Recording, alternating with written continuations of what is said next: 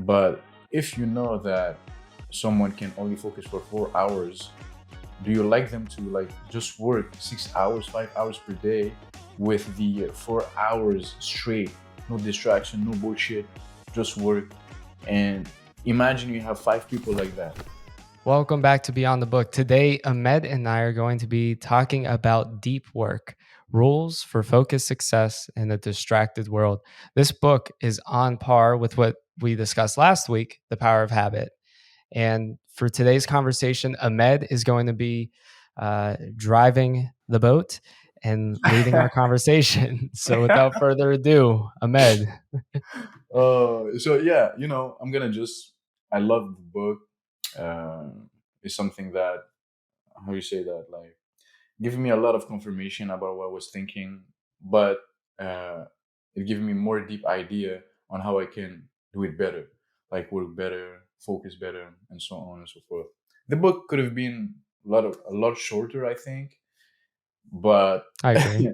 he stretches the idea so that he explained better how you can achieve deep work. But if I have to like explain the book in 3 sentences, for me it will be: you have to embrace boredom. Deep work need to be practiced like anything else that you want to master. So you can just start doing deep work and be very good at it. It's something that needs to be mastered, and you can get more done in 4 hours than 10 hours if you master it. So let's Yeah. start the conversation. I'm gonna have a lot of questions for you, Matt. A Okay. lot of questions. So, do you think that you were in a position that you practice deep work without knowing it, like going into deep mode for 4 hours, 5 hours straight without getting distracted? No. No, no way. I mean, there's been times where I've sat and I've edited for, I don't know, maybe 3 to 4 hours at a time, and I'll remember, "Oh, I haven't checked my phone. I haven't done anything." And I look and I got a ton of messages and calls and all that because when I would put my computer on do not disturb it, put the phone on, and then I'm just in the zone and all the notifications are out of sight, so it's out of mind. Mm. Uh, but no, it is not something that I've been doing 5 hours a day or anything. I feel like I'm always on and I'm always accessible. Uh, yeah. What about you? For myself, like, I'm just gonna put it out there. Like the book, the whole idea about the book is like you can't surpass 4 hours and think that you're doing something valuable. Like after 4 hours, you're out of reach. Like your brain has done his job, let it rest. And if you think that you're doing something meaningful after 4 hours of work, you're wrong. So I didn't know that up until this point, like before reading the book, because of people on Instagram sharing that. And yeah, I was working like for 6, 7 hours without Jeez. knowing, without, Straight. oh yeah, straight, yeah, straight. Wow. But I don't In think front of the that, computer? huh? In front of the computer? Yeah, yeah, Oh, in front of the computer. Good God, yeah. yeah. Yeah, that's a Like, lot. yeah, like doing the website from start to finish in one day, like crazy stuff like that. Like, but just like development. So development is a little bit different for me. I think that because it's more of a process than designing, right? So it's like practical step. And 8 hours is a little bit messy. It's more than because when I just started. So it's with a learning Yeah. curve. The more you do it, the less time you're gonna pass on it. But anyway, I wasn't applied what the book is preaching, like for hours straight and done. No, no, no, not in hell. So after that, we you read the book, right? So what do you Yep. think about the 4 hours straight? And after you can still work, but not like demanding tasks. Yeah. No, I like that because I think it pushes back on hustle culture, something that we've discussed many times, and it reinforces the idea that our lives should not revolve around work.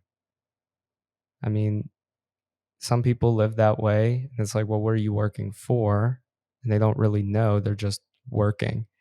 And I will say, back early in the pandemic, when I really got into, learning design stuff and marketing, I was also taking classes online. And that was before I graduated. So I had, probably two classes, that 1 to 2 a day. And I was in front of the computer all day. And I remember just I crashed at a point. So seeing this is refreshing. I love the science that's involved. Very similar to Power of Habit. The author isn't just making lofty claims; he's backing it up. And I think 4 hours is manageable. If I'm being honest, I'm a little hesitant with the idea of being totally unplugged, just because I get a lot of calls. I need to be accessible and whatnot, but I do think there's always balance involved. And if you go 4 hours, it makes sense to take a break. And, when I'm editing, anyone that does any sort of audio mixing knows you get ear fatigue. So you have to take a step back because your mixes will start sounding all messed up. You got to take the headphones off, give your ears a rest. And I like that it feels very fitting. Yeah, yeah, totally right. I implemented the 4 hour with the Pomodoro technique, which you can like set a timer to 25 minutes, 30 minutes, 45 minutes with a 5 minute break.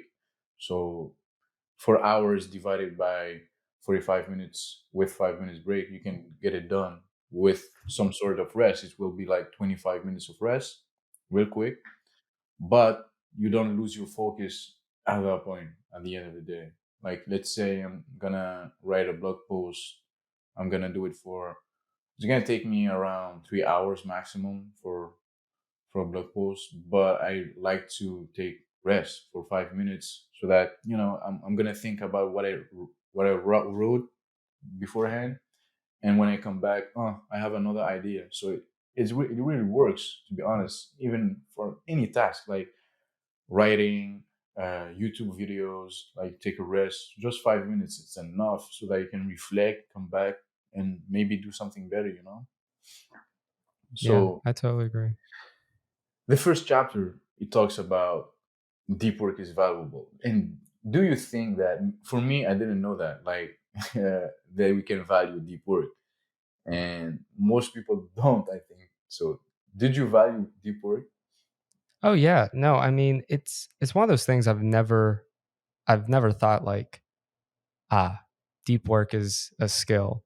It's it's something that you can develop. It's not something that is innate in everyone.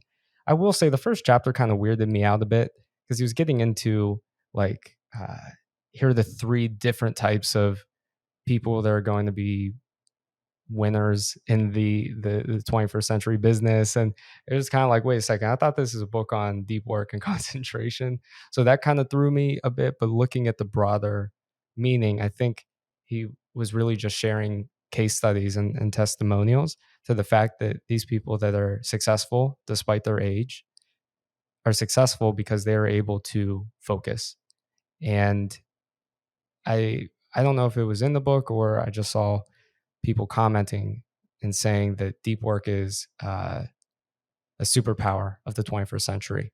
And that makes a lot of sense because when you look at like all the potential distractions, both internal and external, there's a lot. And anyone that has done classes online knows how difficult it is if you're on your computer and you're seeing text messages go. As it is, it's difficult to stay, attentive in class sometimes. So then we got all this other stuff going on. It's like, that's tough. So yeah, I definitely think it's valuable. I definitely think it's something that we should all be working towards as entrepreneurs and refining because at the end of the day, it's going to increase, I think, well being and your productivity, I would say. So yeah, my question is, like, I don't think that employers like value deep work at one point of, they don't even know that it exists, right? Like they're all of them are on the verge of what is it, 9 to 5, whatever it might be, Yeah, like a regular shift, right, of yeah. 8 hours of work, and they're paying you a salary, and they don't care. But if you know that someone can only focus for 4 hours, do you like them to like just work 6 hours, 5 hours per day with the 4 hours straight, no distraction, no bullshit, just work? And imagine you have five people like that. How crazy would it be instead of 20 people working 8 hours and getting things done? Like if I put all the minutes together with that work, it will be like not more than 1 hour with all the distraction. 7 hours of distraction, 1 hour of work, pretty much. So Yeah, and that was discussed in the book, which I think this is interesting.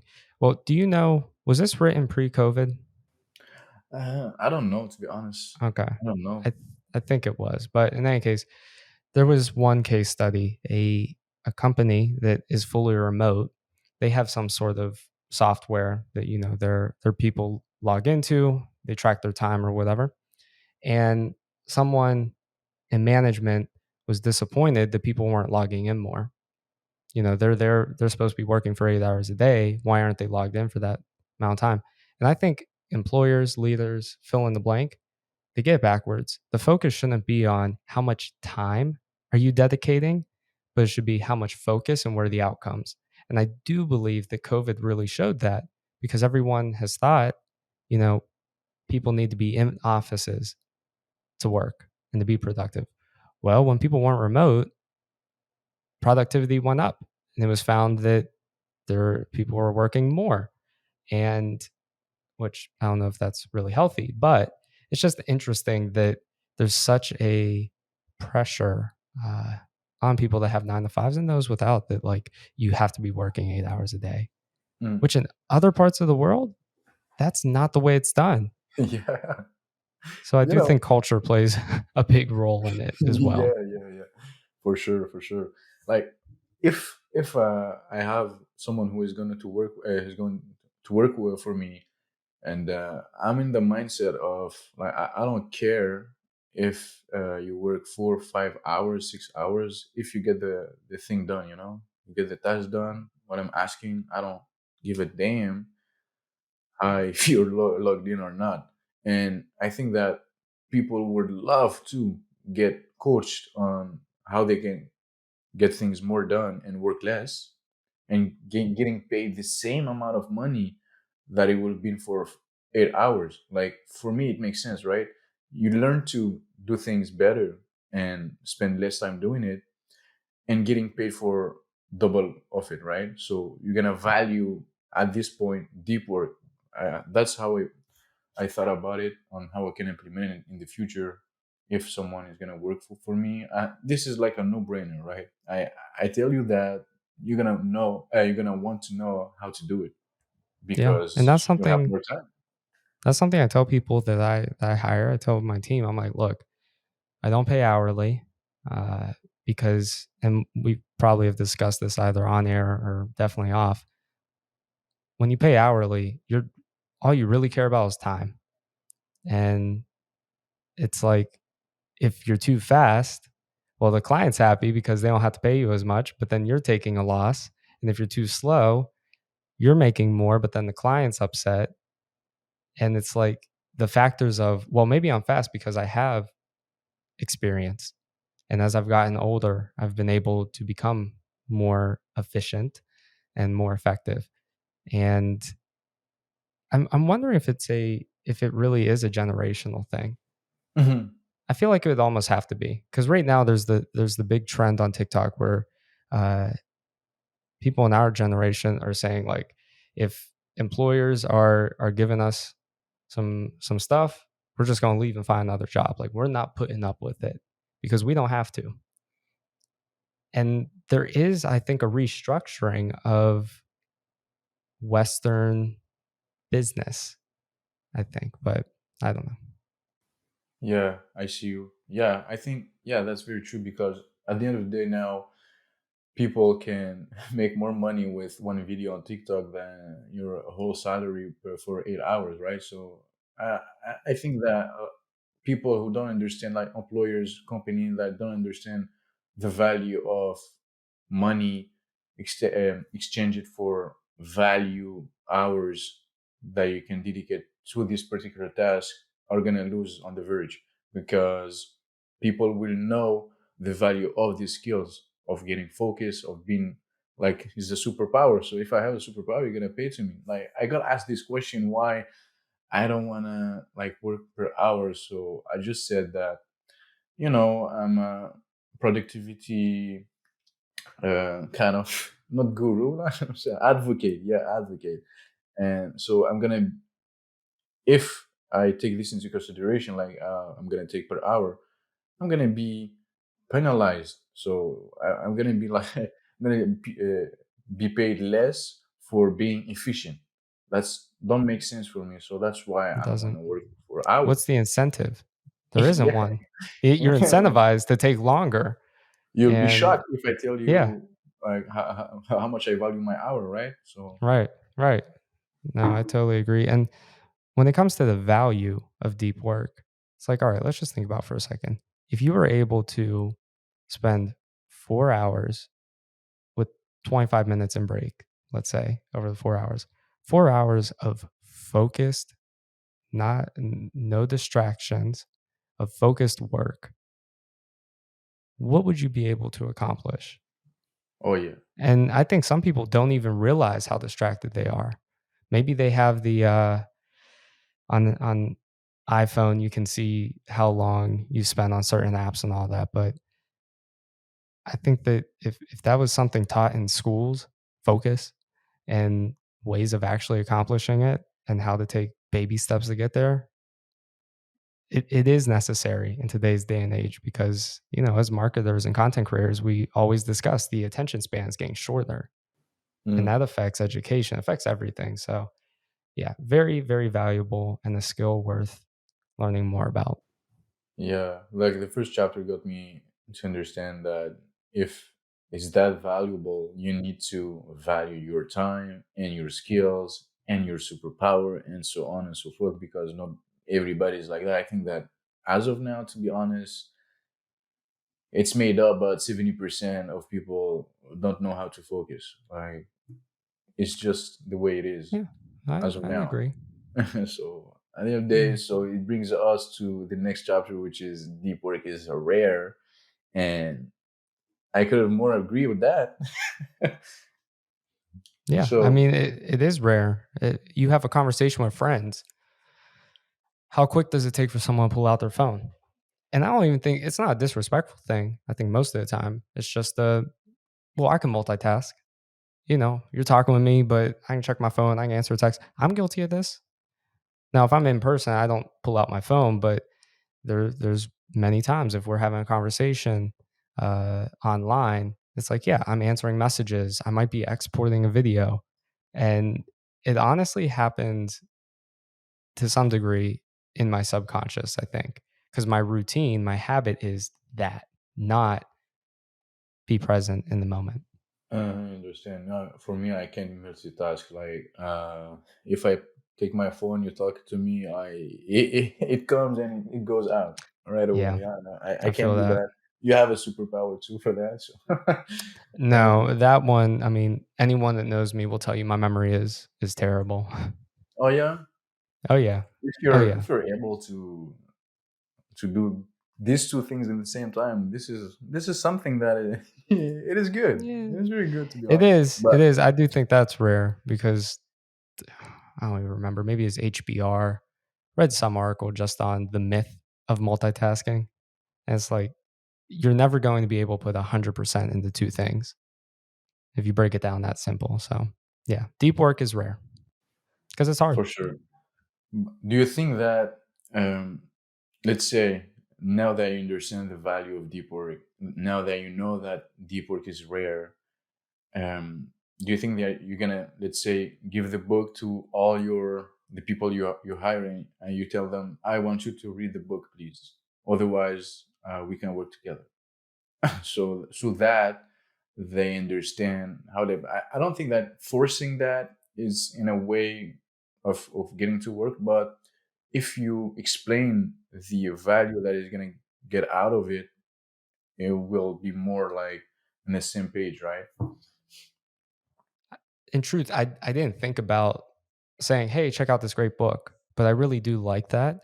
And I think if I was to do that, I would take an approach similar to what The Future did, or uh, Blind. It's Blind, right? Yeah, Yeah. So Chris got, I think it was Win pitching Without without manifesto. Pitching. Yeah, he Yeah, got that. He gave it to Ben Burns and I think Matthew Encino, the and whole they went. team, the whole team. Oh, you I gave it to the think, whole team. yeah, yeah. But Okay, go ahead. I'm just gonna know if it's the same story as me. sure. Yeah, it was either the whole team or it was with two of the creative directors who were overseeing. Maybe that was the pilot. I don't remember. But in any case, they went through it together. So I think this would be a great resource to go through with my team. I do think it's worth understanding that I think many times we discuss this in school. There's certain leaders, they'll be at the airport and they see an airport book on productivity. They'll see Rich Dad Poor Dad. They'll see Seven Habits of Highly Effective People. They'll see these big name books and they're like, I'm going to buy a book for the whole team. We're going to go through it. They do that and nothing happens. So I would be leery about getting the books for a team. It's not a money thing at all. It's just I don't want to waste their time. And I would really want to make sure that, there were things that they could extrapolate and actually do if they find deep work valuable. Mm-mm. So all that to say, yes, it is something that I'd like to show them. Yeah. Okay. So for the story that you said, in my head, if yeah, I think that I remember it correctly. So Chris come and he gave the book to the team, and they told them, "Oh, I read the book. He's incredible, like crazy about it." And he gave the book thinking that everybody will think the same thing. But the conclusion of that is, if you're not intentional about like reading the book and seeing what is the value of it, and when everybody come back and they ask them, "Oh, what do you think about the book?" And nobody talks. "Hmm, I don't know. Like they just read it for reading, right?" Oh, so like in Yes. one ear and out the next, out the Yeah, other. exactly. Got So it. they Yeah, I didn't remember get that. anything of that, like Yeah, nothing. They just yeah. read it. I'm a kid, you know. Anyway, so And if and let's say, that is a real danger. I mean, yeah, we could run into that too. We're discussing a new book every episode, and it, anyone could very easily just fall into, okay, I'm just going to speed through this thing. So we have talking points and then on to the next. But you and I are pretty intentional with being able to actually understand these things and be able to recount. And we'll talk about in different episodes or just privately, like, oh, yeah, that's from this or that's from that. And it can be difficult. I think that the job about our podcast as of now is finding those meaningful books, because at the end of the day, I think that there are books for the next two years that we can read and they can change something about our business and our life. So 100%. yeah, 100%. if in 2 years we're gonna talk about reading the book just for the sake of reading, but as of now, I don't think so. We'll There's be a reading a job. book we already did. We Yeah, forgot about it. and I think that's a good idea too, because if you reread a book like 1 2 years from now, you might have a Oh, different yeah. perspective. Yeah. So New lessons. exactly. So I think it's still a good idea. And to back to the previous point, I think that if imagine if you pay your employee or your employees to read the book, if you read the book and you tell me what is your perspective on that, I'm gonna give you $100. Yeah. But I think that I it's would good totally do that. investment. Yeah, Yeah. Because that's what exactly. It's an investment. exactly. That's what I would done. It's like a paid formation, Yeah. It's like training. paying for a course. Exactly, same thing. But I think that yeah, $100 for someone to read the book and give you like some notes, his perspective on that, so that you know that he did the work, the actual work, and it's gonna fire back positively. So It would be interesting. I'm just dreaming for a second, a business at scale, Mm. if managers all read the book and then, they gave it to their team members as well, they read it.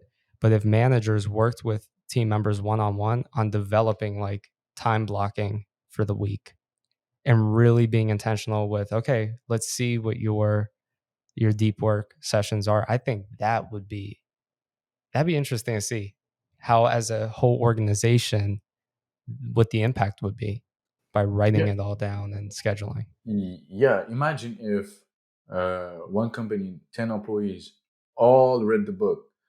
There won't be any one of them that gonna go to one desk of someone, an office of someone, and talk, talk, talk. I need to ask you Yeah. something. They know they Yeah. everybody's on Hopefully. their deep work, so get the hell out and come back after.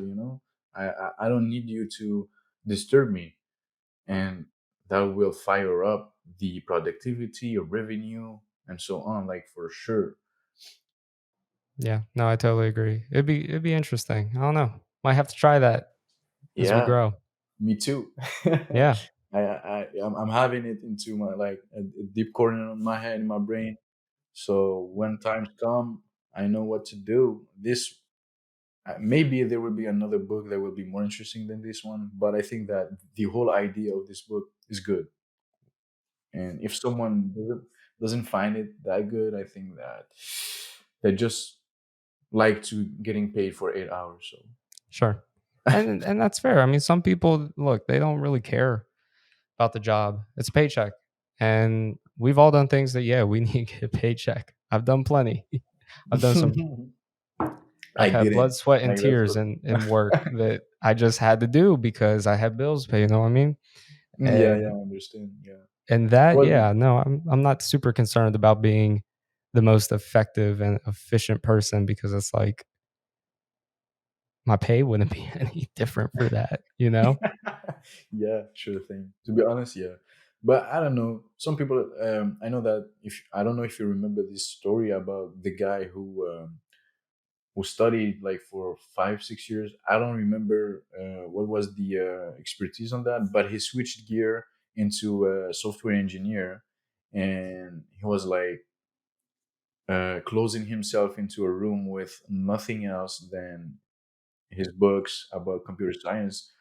But in 6 months of doing that, like studying deeply and deeply and deeply, applying what he's learning and so on and so forth, in 6 months, he surpassed everyone in his class and he got the job. And now he's paid more than six figures per year because he embraced the boredom and he valued deep work.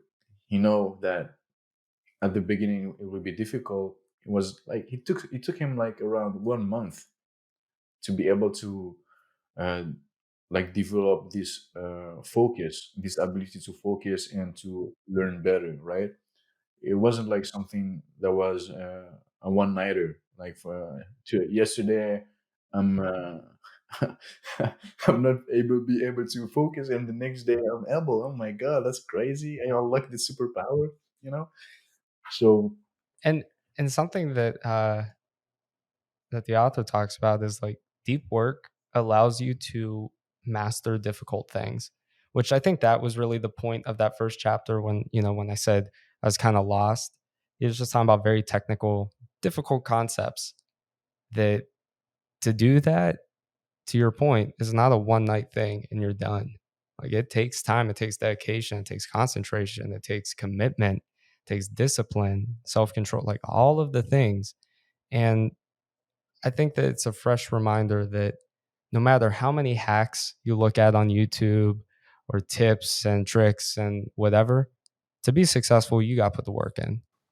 yeah, There, at the end of the day, there's going to be something that you're going to have to work. You're going to have to grind, and deep work can help us be ready for that. I think.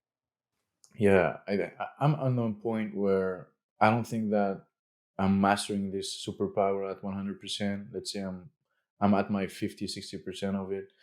But I know that when I'll be on my 100%, things gonna be crazy. Like I can study because I study Japanese, and I dedicate at least one day per week for that. And it has been 2 weeks that I've been able to like focus 100% because I'm thinking about work, you know.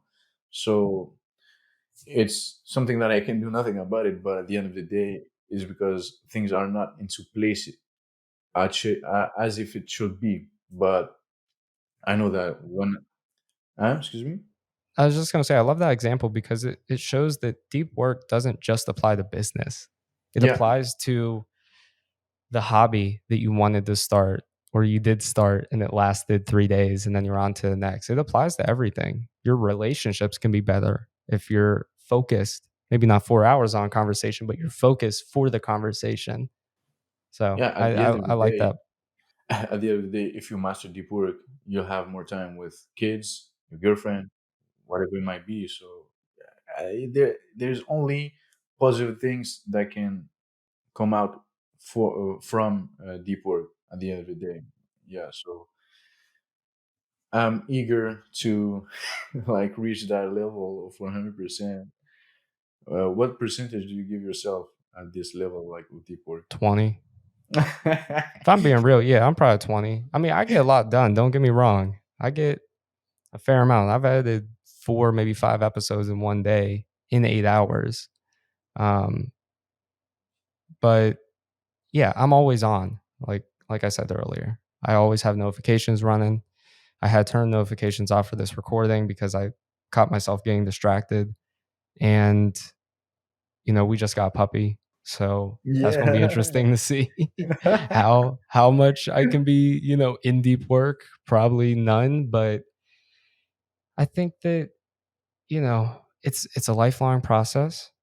So as you were saying, like you're okay with not being 100%. We gotta give ourselves grace. And it's all about staying excited about trying to keep developing the skill, I think. Yeah. Yeah. And there's definitely things we can do, habits we can start to help reinforce that. It's not all just, well, I'm trying. It's not willpower, like we discussed last week. Yeah. So I'm probably 20. I'd like to get to 25% So how do in the how do next. you think you're gonna get up your percentage? Like, what things are you gonna Honestly, implement? time blocking. Okay. That I started to do as I was reading this book, and I've heard about before. That has been great. And I think a lot of it has to do with if you think about early education, elementary, middle, high school, you have a set schedule. You go to art class at this time, then you have history, and then you have a break, and then you got this, then you got that, which I'm not really a fan of when you look at education for children. But I think that I perform well with structure. So with time blocking, brief little definition. Basically, it's like put your own schedule together with specific tasks you want to accomplish. And really, people recommend you have 3 main tasks for the day that have to be done. So there's a lot of work with like prioritizing and whatnot. But at the end of the day, it's like 3 things. What do you need to do? You also make a list to get everything out of your head so you don't focus on that. And then you look at the list for the next day. So yeah, habit time blocking is going to be the best thing for me. I think I need to get a piece of paper and write that stuff out. Uh, I was doing that on the computer as well. That was great, and I'll still do that. But I think having the mechanics of writing will reinforce it. Okay. Yeah. I hope that will help. I think it will. It will. That's for sure. But it brings me to another question, which is like, this is a superpower. We all know that now. And a superpower, you can use it 24 hours per day. But how do you know which task you're gonna dedicate your deep work to? Like, how do you know that? How do you determine which task needs your full attention today, now? That's a great question. All right, so this gets into how do we qualify what's important enough for deep work. Exactly. For you. The w- yeah, I mean the way my brain works, I kind of look at as a ooh, I'm going. I wish I knew the name. There's some chart I saw, and it's basically it's a cross, and you have Mhm. like low. Oh, help me out if you know it. It's a brand strategy thing for like Okay, okay, okay. identifying early Like wins. two axes, and you put Yeah, like, two axes, yeah, yeah. And low so intensity, like low impact, and then high intensity, high impact. yeah, That's how I look at it. So when yeah, you look at the another factor for me would be timeline. When is this due? I might have something in 2 weeks from now that I could bang out in a couple hours and it's good, but it's like, what do I have to do that is being published tomorrow or whatever? So for me, I would definitely write everything out, probably put it in the categories, have client work, old soul work, meaning working on the business, and you know, probably personal, spiritual, uh, maybe money. I don't know. I categorize it. I put all my tasks out, and then I put it on an imaginary chart like that to figure out what is the most important thing, and try to set realistic expectations. And also think about, okay, at the end of today, what would I need to do to look back and be like, today was a good day. I feel mm-mm. like I really focused. I feel like I accomplished the most important thing for a day. Other than that, I don't really know. Do you have any ideas on qualifying your Uh, tasks? yeah, I think it comes down to figuring it out in advance. Like if you plan out your week, Keyword in yeah, advance. in advance. Yeah. Yeah, if you plan out Word. your week Saturday or Sunday, but it is still flexible, right? Like you can move you can move things around, like, or not, oh my god, I need to get it done at this hour, whatever it might be. But what I'm saying is, Saturday or Sunday, you're gonna know which task you're gonna dedicate your deep work to. Like you're planning in advance, right? And um I don't think I said already, but if you're just starting practicing deep work, I don't think that is something you can do every day, or you'll quit next week, right? So at the end of the day, if you know that you need to get this particular thing done this week, you're gonna dedicate this deep work to it. Next week, you can do it 1 or 2 times per week, and next week 2 time again, and after 3 time, and after 4 time, and after it becomes a habit at the end of the day. So dedicating deep work, your brain is now, he knows what is deep work. He knows how to get into to focus, and so on and so forth. So being able to do it every day, you have the superpower now. I don't know I what like that. percentage it will be, but at the end of the day, if you're Doesn't able to matter. do it Yeah. every day, that's Yeah. something that is very good. Yeah. That's a huge So accomplishment. if you plan out 1 week ahead, I think that it will be very, very more easy for you to determine which task it needs to be dedicated to. Like for myself, one day it can be one blog post. I need to dedicate, like I said, the highlight of the day. So one day is my YouTube video, so I'm gonna dedicate YouTube video, and after that, I don't care. Another day will be blog posts. Another day will be reading a book but taking notes at the same time, so that I can have some ideas. But every time it's a real 4 hours with some rest between session, Pomodoro session. But I know in advance that day what I'm gonna do, and if I can do it, I'm gonna just reschedule another day, and there's nothing wrong about it. So Yeah, nothing. Just keep it moving. And I'm gonna say something. This is to the entrepreneurs, solopreneurs, freelancers. The best part, I believe, in working for yourself in any capacity is freedom. Freedom of time, of you know, you can set meetings at 9 a.m. if you want, or 9 p.m. It doesn't matter. You're calling the shots. Depends on who's gonna agree to that, but regardless. So I yeah, believe for me, that's the best thing, but that can also be the worst thing because you look at your calendar and it's empty.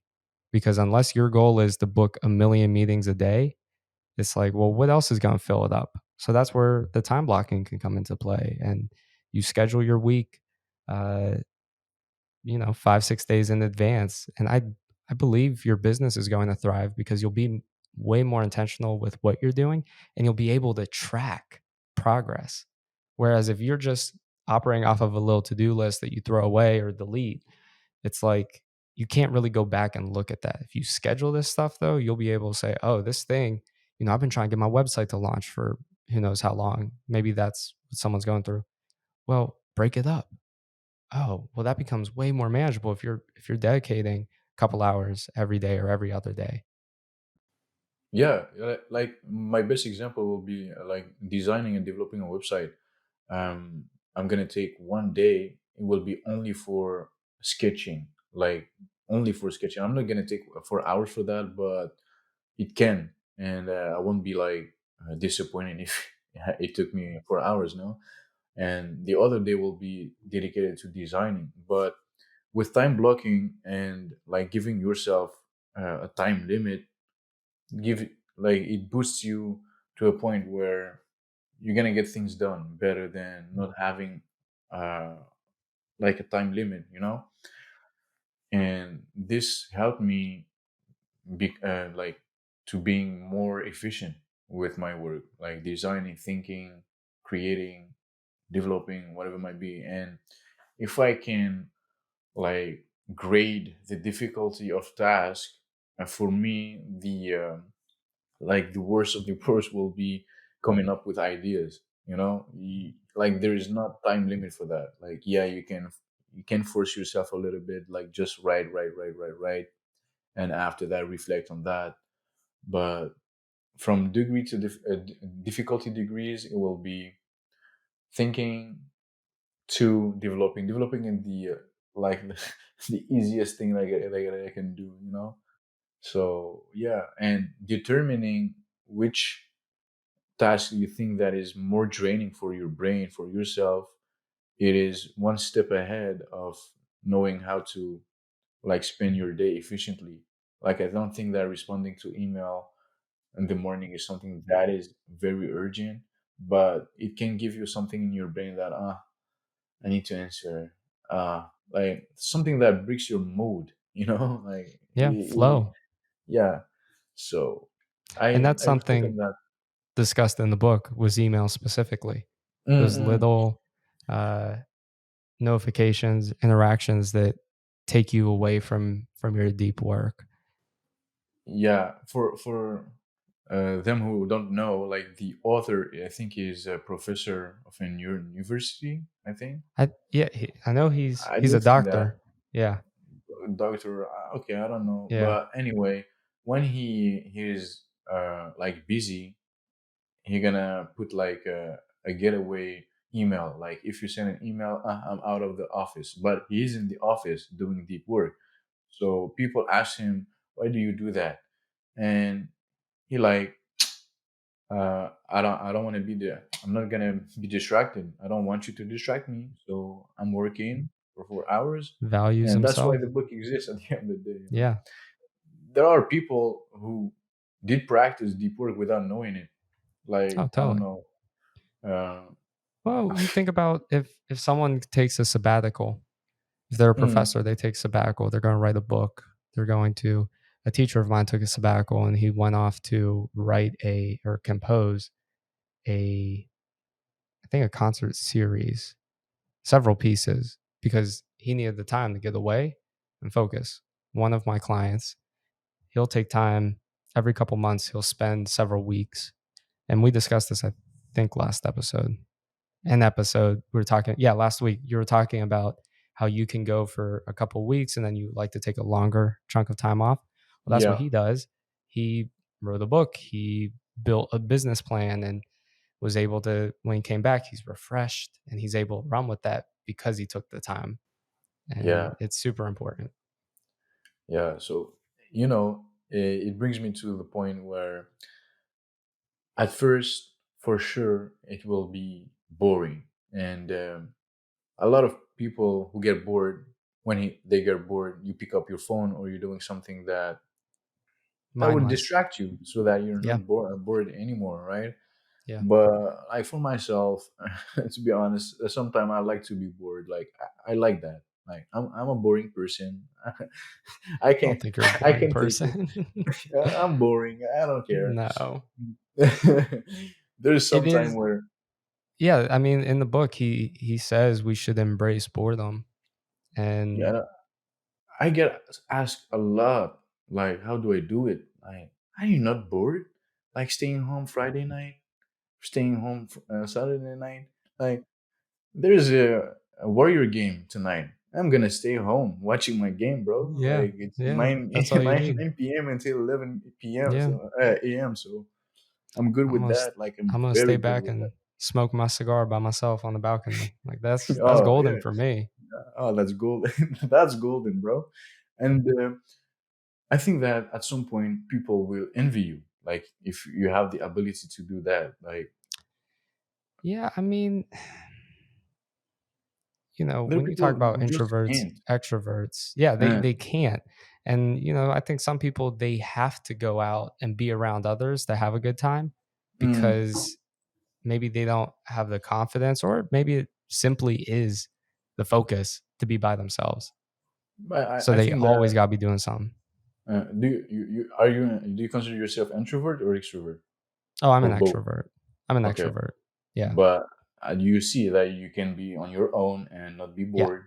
Like that's not a Yeah. problem. I'm an extrovert. There's degrees to everything. There's definitely times where I don't want to talk to people. I think 9 times out of 10, I'm an extrovert. I'm going to want to go out and, talk with people. I had a conversation with a neighbor of mine at 4 o'clock this morning when I was walking the dog. Like, I'll talk to people on the plane. I love talking with people, but there are definitely times where if my energy's drained, I'm going to sit on the couch and I'm going to play some video games and just, you know, You know, escape.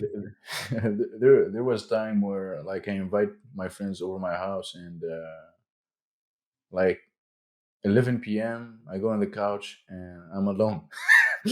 Like I don't want to talk no more. Like my brain is off, bro. So they're chilling and in my home and I'm on my couch by myself. Like how crazy is that? So there's time where I'm introvert, like 90% of the time I am, and the other 10% I'm extrovert. Like I can be both. Like I don't have a problem talking with people. But I think that I don't like to talk to people all the time. I don't like that. But I think that I how I say that like I feel that I have another superpower, which is feeling being bored. Like this is something that I like. I can go by myself playing basketball for 2 hours by myself. I don't mind. I can stay home 2 days. I don't mind. I I just don't mind. So That's good. I I think don't that have that. I eh, don't. I No. don't know if it get practice, but I think it comes from like before. Like I don't know if I told you, but I could have play a video game for 12 hours straight. Like stay home 12 hours. I don't mind. I don't care. No social life, nothing. I don't give a damn. And it came from that. Maybe I could have stayed home for three, In your four, own world. 5 days. Yeah. Yeah, Well, exactly. that's So nuts. I don't think it's a bad thing, though. I mean, it would be bad if you were playing video games for that long. Well, no, there's streamers out there. If any of you are listening, they getting we respect it. they getting paid, so I They getting respect paid. They that. making that money. So stay home, play your God, game. stay at home. That is one of the best job. Imagine how many people are playing If I video was games good, without getting paid. oh yeah, Like, oh bro, more than those that they'll are kill. getting paid. They'll kill for having this Yeah, place. yeah, yeah. So Not in person though, yeah, just on Warzone. yeah. Warzone. Oh my goodness. Yeah, yeah. You're totally right. So embracing boredom is one step ahead of practicing deep work. Like I think that is a crucial step, not like being bored, but when you are, you can you have two choice. You can Either just yeah, no, go ahead please, and no, take your no, phone, yeah. or take the other choice, okay, I'm bored, I'm gonna take the book. Okay, it's something that I think it get practice also. It is not something that you either have it or now. So yeah, Yeah, I mean, there's no one is born and their go-to is pick up the phone. yeah, As funny yeah, as it is, say that it's all learned behavior. So if you have willpower and the desire to change those habits, it's possible for you to start reading if you don't. It's possible for you to pick up a hobby that you've been wanting to do. It's possible for many things. It just requires putting in the work and actually trying to do it. And with boredom, to your point, Ahmed, it's not try to be bored more often. Well, maybe some people do, but it's what is your go to? Is it to just pick up the phone and start mindlessly scrolling? Or, what is it? And for me, I really have to work on that because if I'm bored, I'm immediately thinking, what can I do to fill this time? Because Yeah. I'm not trying to sit still right uh, now.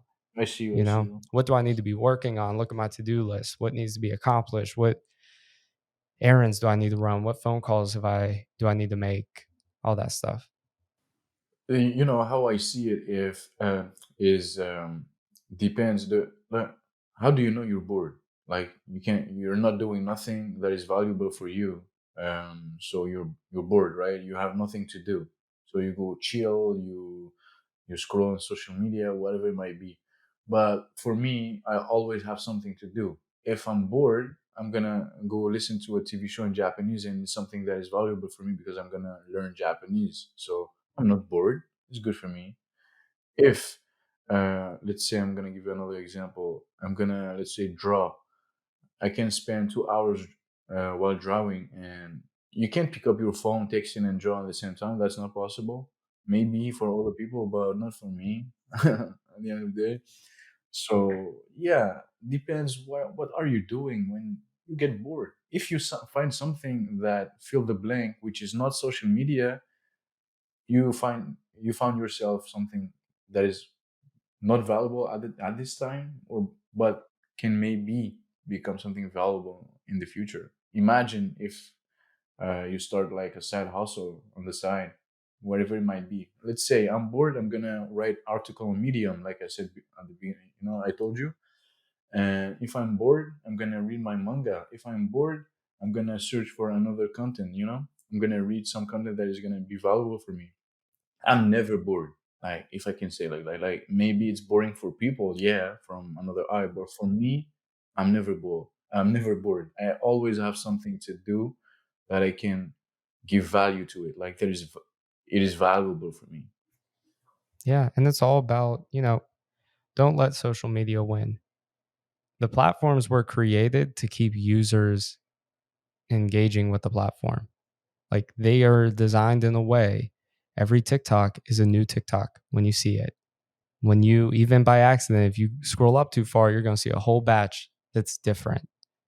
The algorithm was made to put new content in front of you every, well, now 10 minutes if you watch it that long, but like every 30 seconds or less.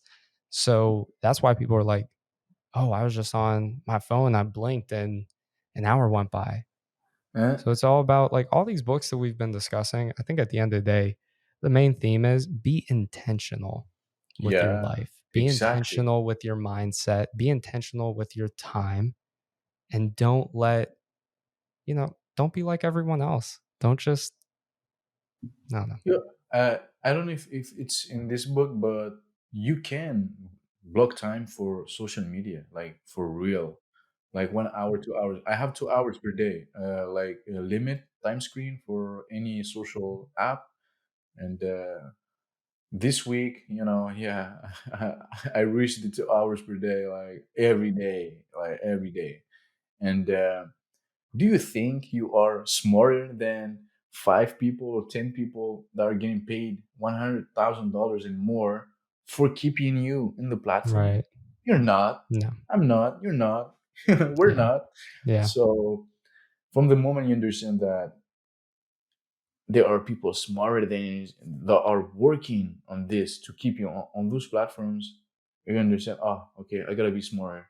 I gotta be smart, or at least try to be smart and delete those apps when I need to work, schedule time for social media. When you know that you're gonna be on social media at night on your couch before going to bed, that is good for you, then you don't need to think about social media. I'm gonna be on social media at 8 p.m. and that's good for me. So Yeah. No, I agree. I have this question for you. it brings me to, like, yeah, he said that you need to quit social media if you want to embrace boredom and being able to start work deeply. And the last I don't think is this is the last chapter, yeah, drain the shallows. I didn't like really understand the concept behind like shallows. What is shallows is like um task less meaningful than your deep work, but that still can be done. Is that what it is? Yeah, that's what I think. Um, I I'm didn't looking get at it the to be yeah. honest. Like, but I'm like, yeah. If I determine which is my highlight of what is my highlight of the day, that is what I'm gonna dedicate my deep work to. Okay, so if I do what I need to do for the day with my deep work, I'm done. I can do the other things, but if I don't do them, I don't care. Yeah. So I I mean, think I that, I think that's a good way to yeah, look at it. anything outside of deep work is shallow, per se. Yeah, sure.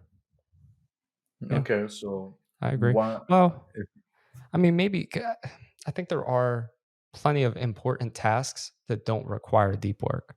mm-mm. High Yeah, priority, responding to but email, doesn't. like, Yeah, I mean, but even like things around the house, like you got to clean at some point. High oh yeah. priority, maybe it requires 4 hours, maybe it requires 20 minutes. So, I don't know. I think take all this with a grain of salt. It's not like you have to take every piece of your life and dedicate deep work towards it. It's all about figuring out what's most important and what actually requires the focus and what's high priority and doesn't. So, I think yeah, drain the shallows is simply get rid of don't worry about things that aren't going to make the same impact as deep work items will. Mm-mm. Yeah. Okay. Yeah, that's a good point. I understand.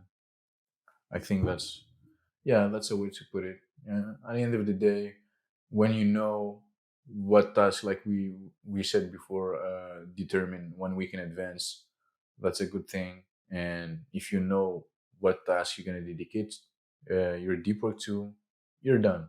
You're good to go. I think you want to have to think about it twice in the day or in the week.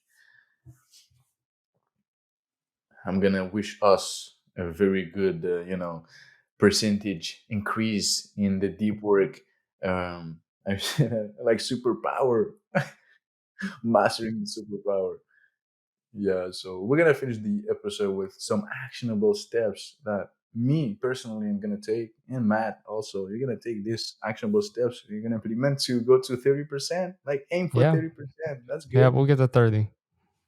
We'll get 30. I mean, so my practical tip is time blocking. Get you a piece of paper, write down all the tasks that come to mind that you need to accomplish. Just get it out of your head, put it on paper, and then figure out what are the 3 most important ones that require deep focused work, and those are the 3 you need to work on for the day. Set reasonable expectations.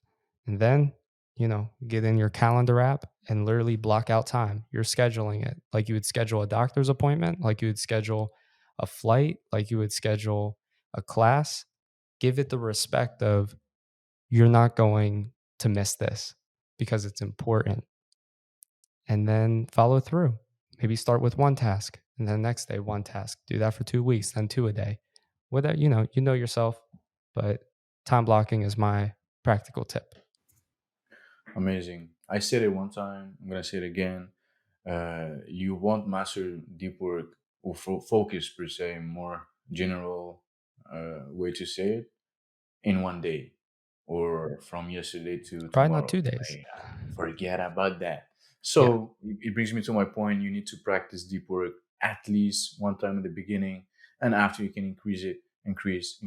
And the point is, you need to practice and rest, as any other task that you want to master.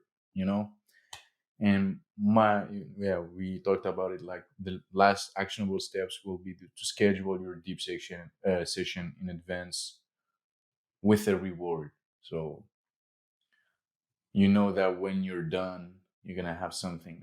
Maybe it will be social media. I don't know, but yeah, give it yourself. Or I personal don't consider, satisfaction. yeah, social media.